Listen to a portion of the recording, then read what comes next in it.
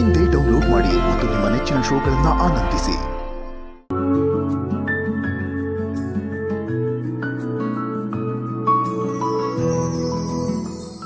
ನನಗೆ ಈ ಗೋರಂಟಿ ನೋಡಿದಾಗೆಲ್ಲ ಈ ಲಕ್ಕಿ ಚಿಕ್ಕವಳಿದ್ದಾಗ ವರಮಹಾಲಕ್ಷ್ಮಿ ಹಬ್ಬಕ್ಕೆ ಹಾಕ್ತಿದ್ದಿದ್ದೆ ನೆನಪಾಗತ್ತೆ.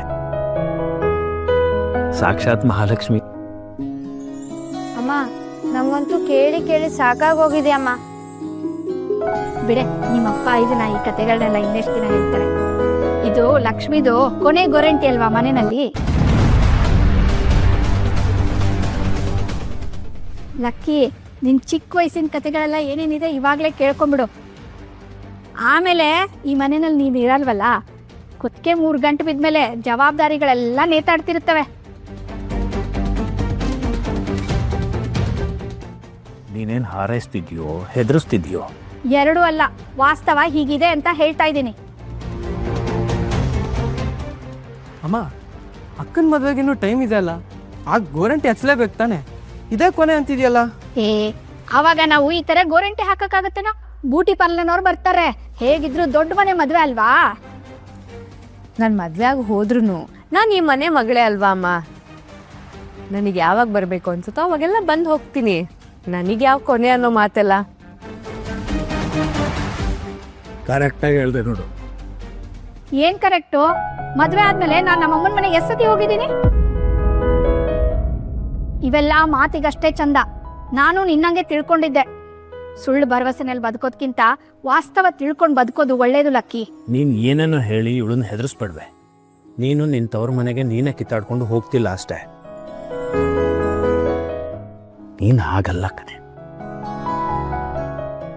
ನೀನು ಯಾವಾಗ ಬೇಕಿದ್ರೂ ಬರ್ಬೋದು ಬಂಗಾರ. ಗಿಡ ಬೆಳೀತು ಅಂತ ಬೇರ್ ಕಿತ್ಕೊಂಡು ಹೋಗತ್ತ. ನೀನು ಯಾವತ್ತಿದ್ರು ಈ ಮನೆ ಮಗಳು, ಮನೆ ಹಿರಿ ಮಗಳು. ಅಮ್ಮ, ನಾನಂತೂ ಮದ್ವೆ ಆಗಲ್ಲ. ಹಿಂಗೆ ಹೇಳಿದವ್ರೆ ಮದ್ವೆ ಮದ್ವೆ ಅನ್ನೋದು. ನನಗೆ ಈ ಮನೆ ಬಿಟ್ಟು ಹೋಗೋದನ್ನ ಯೋಚನೆ ಮಾಡಿದ್ರೇ ಇಷ್ಟು ಸಂಕಟ ಆಗ್ತಿದೆ. ಪಾಪ ಅಮ್ಮ ಹೊತ್ತಿಗೆ ಮನೆಯವ್ರು ಎಲ್ಲರನ್ನೂ ಬಿಟ್ಟು ಬಂದಿದ್ದಾರೆ. ಅವ್ರಿಗಿನ್ನೆಷ್ಟು ಸಂಕಟ ಆಗ್ತಿರ್ಬಹುದು, ಎಷ್ಟು ಒಂಟಿ ಅನಿಸ್ತಿರ್ಬಹುದು.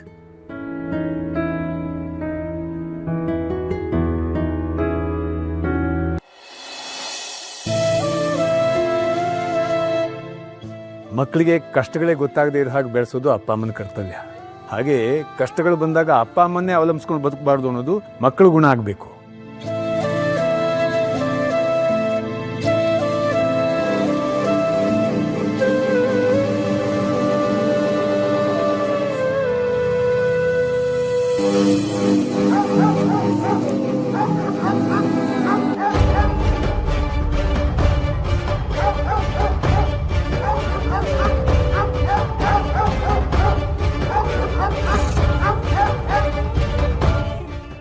ಏನು ನೋಡ್ತಾ ಇದೀಯಾ?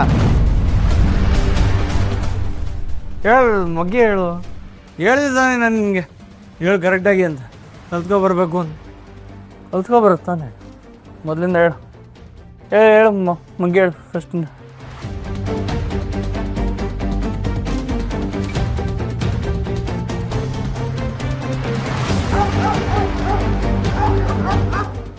ಹೇಳು ಮಗ್ಗಿ, ಹೇಳು. ಹೇಳಿದ್ದಾನೆ ನಾನು ನಿಮಗೆ, ಹೇಳು ಕರೆಕ್ಟಾಗಿ ಅಂತ.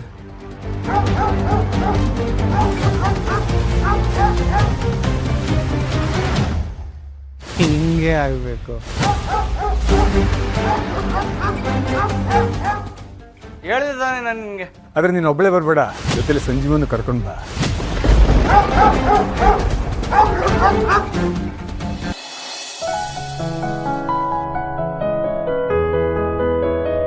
ನೋಡೆ ಅಪ್ಪು ಸರ್ ಇರ್ಬೇಕಿತ್ತು ಕಣೆ. ನಿಧಾನ ಅಮ್ಮ, ಕತ್ಲಿದೆ.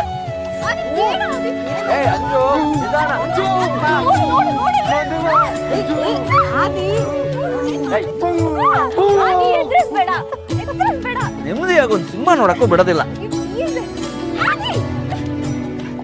ಅಪ್ಪ, ಯಾಕಪ್ಪ ಲೈಟ್ ಆನ್ ಮಾಡಿದೆ? ಆನ್ ಮಾಡಿದೆ ಇನ್ನೇನು ಮಾಡ್ತಾರೆ? ಅಪ್ರೊಬ್ಬ ಕೂತ್ಕೊಂಡು ನೆಮ್ಮದಿಯಾಗಿ ಒಂದು ಸಿನಿಮಾ ನೋಡೋದಕ್ಕೂ ಬಿಡಲಿಲ್ಲ ನೀವು. ತಲೆ ಕೆಟ್ಟಿದ್ಯಾ ನಿಮಗೆ? ಆಗಮ್ಮ ತಲೆ ಮನೋದು. ಹೆದರ್ಸ್ಬಿಟ್ಟು ಅಪ್ಪಗೆ ಲೈಟ್ ಏನು ಕಾಲ್ ಮಾಡ್ದೆ ಅಂತ ಕೇಳ್ತೀಯ? ನಿನ್ನ ಸುಮ್ಮನೆ ಬಿಡಲಾಗಿ ಅಂಜು ಹಾಕು ಇವನಿಗೆ. ನೋಡಮ್ಮ ಇಲ್ಲಿ ಎಲ್ಲಾರು ಮಾಡ್ಕೊಳ್ಳಿ ಬಿಡು, ನಾವು ಸಿನಿಮಾ ನೋಡೋಣ.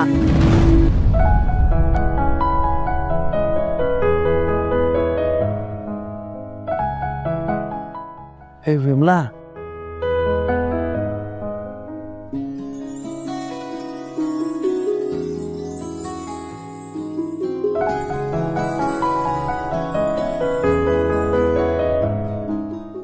ವಿಮಲಾ ತಗೋ ನೀರು ಕುಡಿ.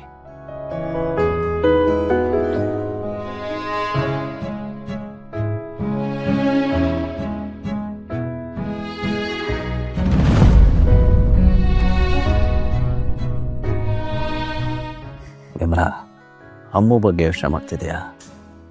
ಎಂಥ ಕೆಟ್ಟ ತಾಯಿರಿ ನಾನು. ನನ್ನ ಮಗಳು ಹತ್ಕೊಂಡು ಫೋನ್ ಮಾಡಿದ್ರು ನನ್ನಿಂದ ಏನೂ ಮಾಡೋಕ್ಕಾಗ್ತಿಲ್ಲ. ಮಗಳಿಗೆ ಧೈರ್ಯ ಹೇಳಬೇಕಾಗಿರೋಳು ನೀನು. ಅಮ್ಮನೇ ಹೀಗೆ ಕೊರಗ್ತಾ ಕೂತಿದ್ರೆ ಮಗಳು ಖುಷಿಯಾಗಿರ್ತಾಳೇನೆ ಅಲ್ಲಿ? ಅವಳಲ್ಲಿ ಖುಷಿಯಾಗಿರಲ್ಲ ರೀ. ಅವಳು ಯಾವತ್ತೂ ಅಲ್ಲಿ ಖುಷಿಯಾಗಿರಲ್ಲ ರೀ. ಓದು ಮನೆ ಅನ್ಕೊಂಡು ಖುಷಿಯಾಗಿದ್ದಿದ್ದು ಹುಡುಗಿಗೆ ಮದುವೆ ಮಾಡಿದ್ವಿ. ಅದು ಅವಳಿಗೆ ಇಷ್ಟ ಇಲ್ದಿರೋ ಮದುವೆ. ದೊಡ್ಡ ತಪ್ಪು ಮಾಡಿದ್ವಿ ರೀ. ಅಂಥದ್ರಲ್ಲಿ ಅವಳಲ್ಲಿ ಖುಷಿಯಾಗಿರ್ತಾಳೆ ಅಂತ ಹೇಗೆ ನಂಬ್ತೀರಾ ನೀವು? ಹೇಳ್ರಿ, ಹೇಗೆ ನಂಬ್ತೀರಾ ನೀವು? ಏ ವಿಮಲಾ, ಅಮ್ಮು ಬಗ್ಗೆ ನನಗೂ ಕಾಳಜಿ ಇದೆ ಕಣೆ. ಇಲ್ಲ ರೀ, ನಿಮಗೆ ಕಾಳಜಿ ಇಲ್ಲ. ನಿಮಗೆ ಕಾಳಜಿ ಇದ್ದಿದ್ರೆ ನೀವೀಗ ಮಾಡ್ತಿರ್ಲಿಲ್ಲ. ನಿಮ್ಮ ಅಪ್ಪನ ಮುಂದೆ ಅವತ್ತೇ ಎದುರು ನಿಂತು ಮಾತಾಡ್ತಿದ್ರಿ. ಅಪ್ಪನ ಹತ್ರ ಒಳ್ಳೆ ಹೆಸರು ತಗೊಂಡ್ರೆ ಸಾಕಲ್ವಾ ನಿಮಗೆ? ಅಲ್ವಾ? ಮಗಳ ಜೀವನ ಏನಾದ್ರೆ ನಿಮಗೇನಂತೆ? ಮಾತಾಡ್ಬೇಡಿ ನೀವು. ನನ್ನ ಮಗಳ ಬಗ್ಗೆ ನನಗೆ ಗೊತ್ತು ರೀ. ಅವಳು ಕಣ್ರೆಪ್ಪೆ ಮುಚ್ಚದೆ ಒದ್ದಾಡ್ತಿರ್ತಾಳೆ.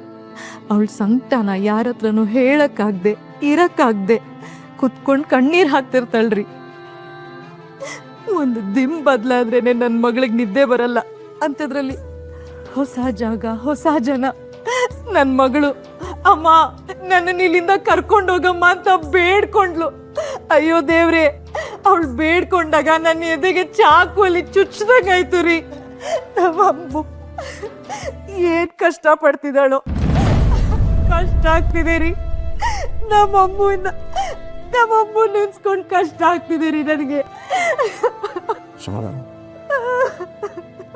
ಅಮ್ಮು, ನಮ್ಮಮ್ಮು.